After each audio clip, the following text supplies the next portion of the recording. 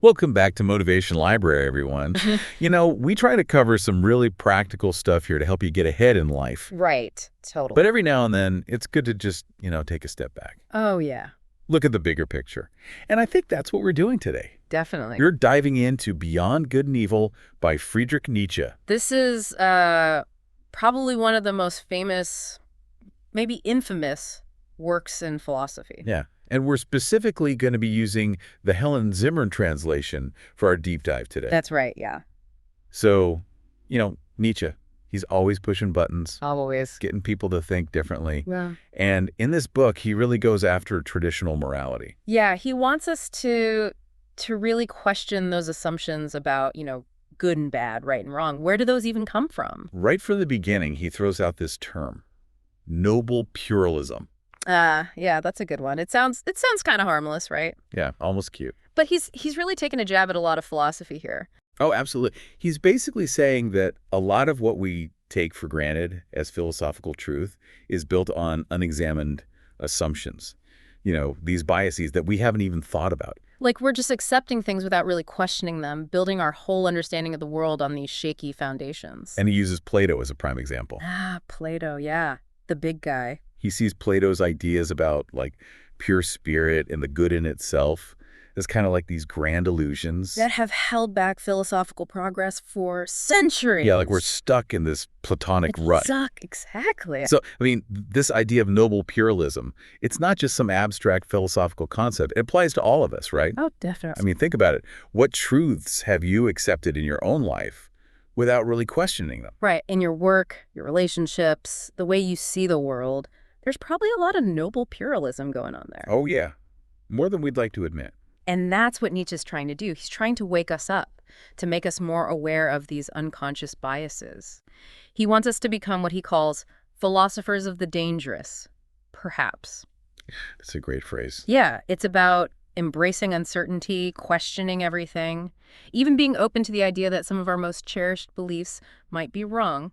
And this is where things start to get really uncomfortable, because Nietzsche even suggests that some falsehoods might be necessary for life. This is where he really goes beyond good and evil in the sense that morality, truth, it's not as simple as we like to think. Yeah, it's not black and white. Right, there's a lot of gray area. And sometimes believing in things that might not be completely true, it can actually help us to thrive. It's like he's saying that delusion can be beneficial in some ways. It can. And that's a tough pill to swallow for a lot of people. Yeah, but it's worth considering. How much of what we believe is actually true versus what we need to believe to function in the world? Exactly. And Nietzsche pushes this even further by saying that even our conscious thinking, even in philosophy, It's often driven by instinct rather than pure reason. yeah, like we think we're being all logical and objective. But really, there are these deeper drives and motivations at play that we're not even aware of. Right, our instincts are shaping our thoughts in ways that we don't even realize. And Nietzsche really goes after Plato and his followers on this. Oh yeah, he doesn't hold back, calls them Dionysiacal actors. Basically saying they're not being genuine, that they're putting on a show. It's a pretty scathing critique. It is, but it's also a challenge. He wants us to be more honest with ourselves, to look beneath the surface and see the hidden forces that are shaping our thinking. So how do we even begin to do that? Where do we start in this quest to go beyond good and evil? Well, Nietzsche gives us some clues in his exploration of masks and depth. He suggests that profound people often need masks to protect their vulnerability. That's interesting. So it's like the more depth a person has, the more they might feel the need to hide parts of themselves. Yeah, it's a way of protecting themselves from the world, from being misunderstood or hurt. Think about it. Right. We all wear masks in certain situations, right? Yeah, absolutely. Different masks for different roles we play in life. Exactly. And sometimes those masks are conscious choices, like when we're trying to make a good impression at work or something. Right, putting on our professional face. But Nietzsche also talks about how these masks can be formed unconsciously by the way others perceive us, like their misinterpretations of who we are can actually create a distance between us. So it's not just about the masks we choose to wear, but also the masks that are imposed on us by others. That's a great way to put it. And it can make it really difficult to connect with people authentically because we're always dealing with these layers of perception and misperception. So how do we navigate this? How do we figure out who we really are beneath all these masks? Well, that's the million-dollar question, isn't it? And I think Nietzsche would say there's no easy answer. But it starts with becoming more self-aware, with being more conscious of the masks we wear and the masks that others project onto us. And with being willing to question the roles we play in different social contexts. Like, are we being true to ourselves, or are we just performing for the benefit of others? Exactly. It's a process of continual reflection and questioning. So we've talked about noble pluralism, becoming philosophers of the dangerous, perhaps, and the idea of masks and depth. Yeah, these are some pretty deep concepts, but they're all connected to Nietzsche's larger project of reevaluating morality. Right, and this leads us to one of his most famous and controversial ideas, Yeah. master and slave morality. Ah, yes, the two sides of the Nietzschean coin. And it's not about literally being a master or a slave. It's more like two different frameworks for understanding morality. Two different perspectives on values. So let's bring it down. What does master morality look like? So, master morality, for Nietzsche, is about self-affirmation. The master sets their own values, strives for excellence. They're not bound by conventional morality. They create their own code. Right, it's about strength, courage, nobility. They're not afraid to stand out from the crowd, to pursue their own path, even if it goes against the grain. They're almost like Nietzsche's ideal individuals, right? In a way, yes. They represent the potential for human greatness, for self-overcoming. They're not perfect, but they're striving for something beyond the ordinary. Okay, so that's master morality. What about slave morality? How does that contrast with the master's perspective? Slave morality, according to Nietzsche, arises in reaction to master morality. It's born out of resentment, a feeling of powerlessness. So instead of embracing strength and power, slave morality emphasizes sympathy, humility, kindness. It's a morality of the underdog, in a way. You could say that. It values those qualities that help the weak survive in a world dominated by the strong. So it's about turning the tables, making weakness seem virtuous and strength seem evil. Yeah, there's an element of that. Nietzsche sees it as a way of trying to level the playing field, to undermine the power of the masters by redefining what's considered good and bad. And how does Nietzsche see these two moralities playing out in the modern world? He's concerned that slave morality, with its emphasis on conformity and egalitarianism, is stifling individual creativity, the pursuit of greatness. Like we're all being herded into this mediocre middle ground. That's his fear, yeah. He calls it the herd instinct, this tendency to follow the crowd, to value safety and security over risk-taking and individual excellence. So he sees master morality as being more life-affirming. Well, it's not that simple. He sees both master and slave morality as having their strengths and weaknesses.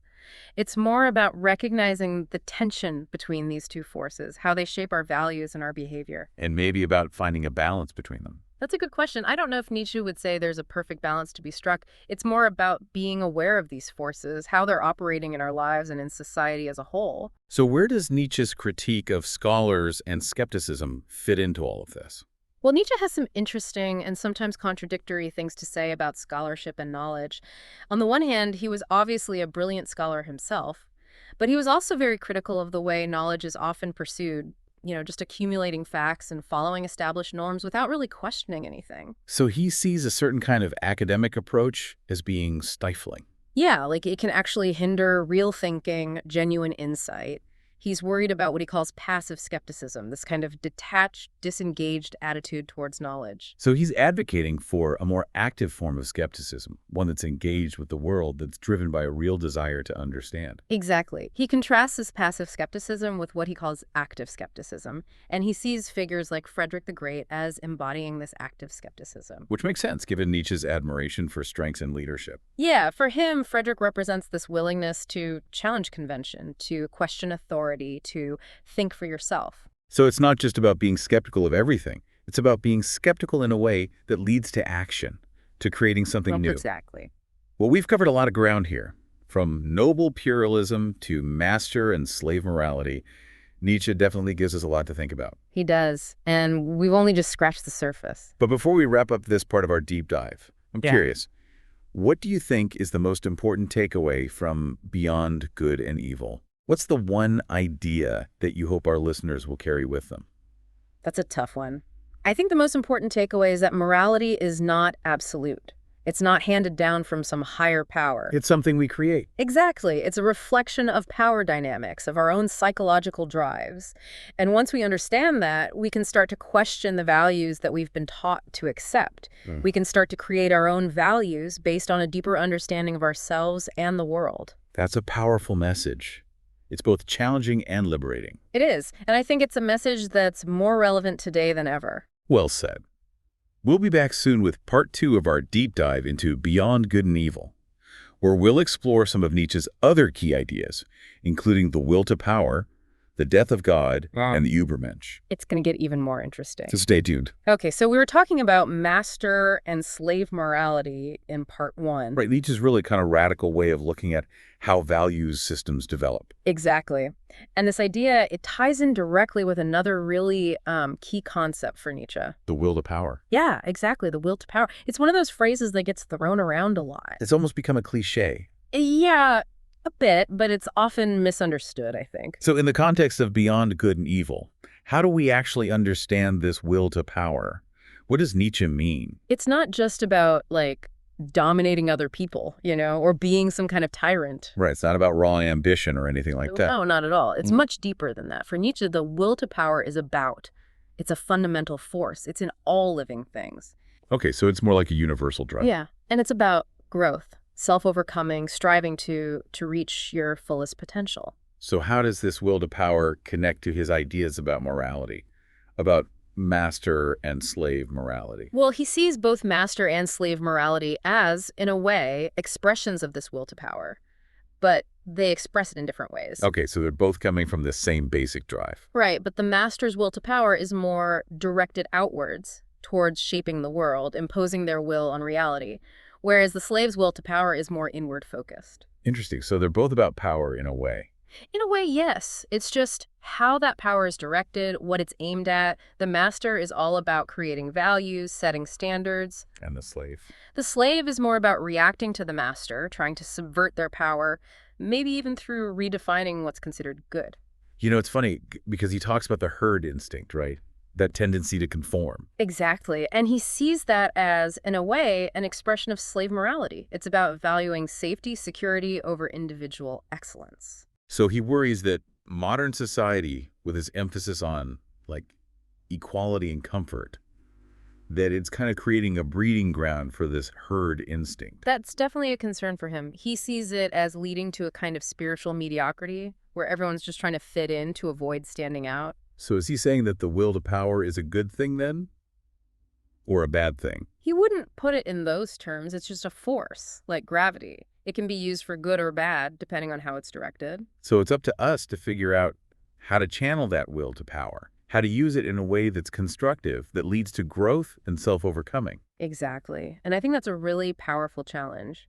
It's not about denying our ambition, our desire for power, but about understanding it, harnessing it. Nietzsche doesn't shy away from the big questions either. He tackles the whole issue of God's existence, or rather, the lack thereof. God is dead. Yeah. Right. Another one of those famous Nietzsche quotes. Always good for a shock. But obviously he's not being literal, right? Yeah. No, it's more of a philosophical statement. It's about recognizing the decline of religious belief in the modern world and what that means for us. So it's about the implications of losing that traditional foundation for morality and meaning. Exactly. Nietzsche saw this death of God as a really significant event, both liberating and terrifying. How so? Well, it's liberating because it frees us from, the dogma and rules of traditional religion, but it's also terrifying because... Then we have to figure out our own meaning. Exactly. There's no pre-given purpose anymore, no set of values handed down from on high. We're on our own. It's almost like we're standing on the edge of this abyss, like you said, with both excitement and fear. Right. And Nietzsche's asking, what do we do with this freedom? How do we create meaning in a world without God? It's a question we're still grappling with today. Absolutely. And Nietzsche offers his own answer, in a way, with the idea of the Übermensch. Ah, yes, the Übermensch. Another one of those Nietzschean concepts that often gets misunderstood. It does. People imagine some kind of, superhuman being with superpowers. Right, like Nietzsche's version of Superman. But it's not like that at all. The Übermensch is more of an ideal, a vision of what humanity could become. If we embrace this new freedom. Exactly. It's about transcending the limitations of traditional morality, creating our own values, living life on our own terms. It's interesting because you mentioned earlier that the will to power can be directed inwards or outwards. Right. And it seems like the Übermensch is someone who's able to direct that will in a really powerful way, both internally and externally. That's a really good point. The Übermensch is someone who has overcome the herd instinct, who has embraced the death of God, and who has created their own meaning. It's almost like a spiritual evolution. You could say that. It's about reaching a higher level of consciousness, of self-awareness. And that's not something that just happens, right? It takes effort. It takes struggle. Absolutely. It's about confronting those uncomfortable truths, pushing yourself beyond your limits, taking risks. So the Übermensch isn't some kind of passive ideal. It's something we actively strive towards. Exactly. And I think that's what makes Nietzsche so challenging, but also so inspiring. He's not offering us a comfortable worldview, but he is offering a vision of what we could become if we dare to reach for it.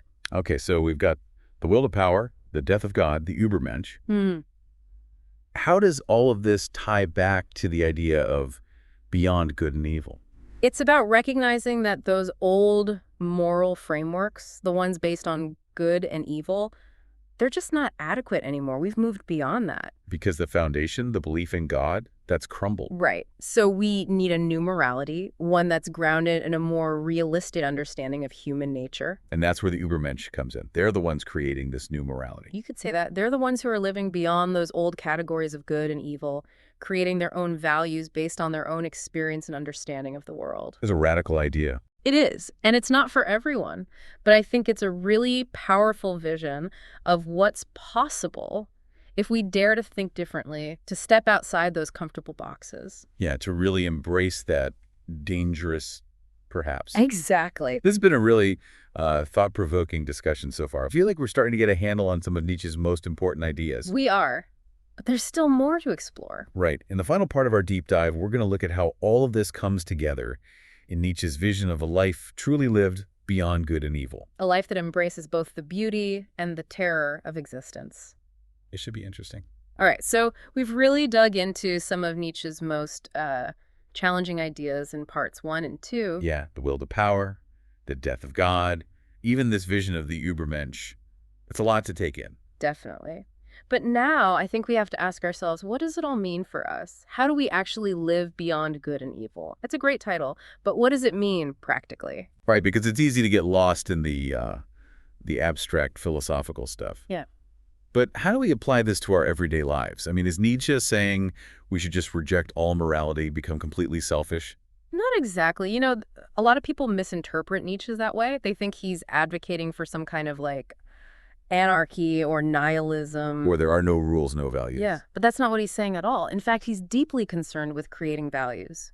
But values that are, grounded in a more realistic understanding of the world and human nature. Okay, so it's more about reevaluating our existing values, seeing which ones are based on maybe outdated assumptions, and creating new ones that are more in line with how things actually are. Yeah, I think that's closer to the mark. Remember, for Nietzsche, that traditional morality, the one based on good and evil, it's ultimately rooted in a worldview that he sees as fundamentally flawed. Because it denies the will to power, tries to suppress our natural instincts. Right, exactly. So living beyond good and evil for Nietzsche, it means, first of all, accepting this will to power as a fundamental part of who we are, and then figuring out how to channel it, how to use it in a way that's creative and life-affirming. Okay, I see that. So it's not about denying our ambition, our desire for power, but about, like you said before, understanding it, maybe even harnessing it. Exactly. It's about embracing our human nature in all its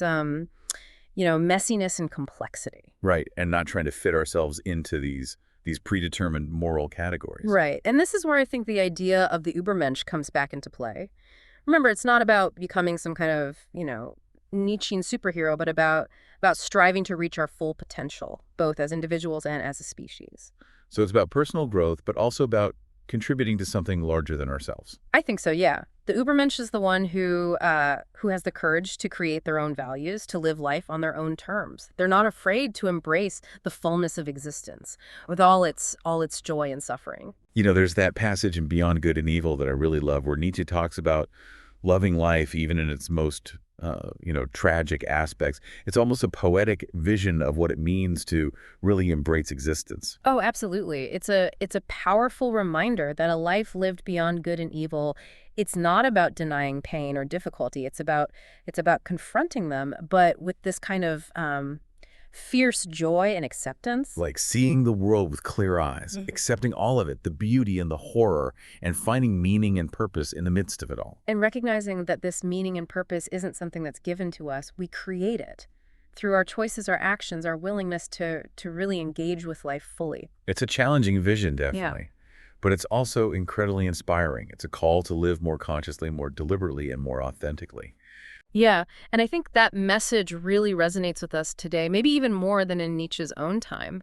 In a world that often feels so chaotic and uncertain, Nietzsche gives us a way to find meaning and purpose, not by looking to some external authority, but through our own engagement with life, with all its complexity. That's really well put. And, it's been such a fascinating journey exploring beyond good and evil with you.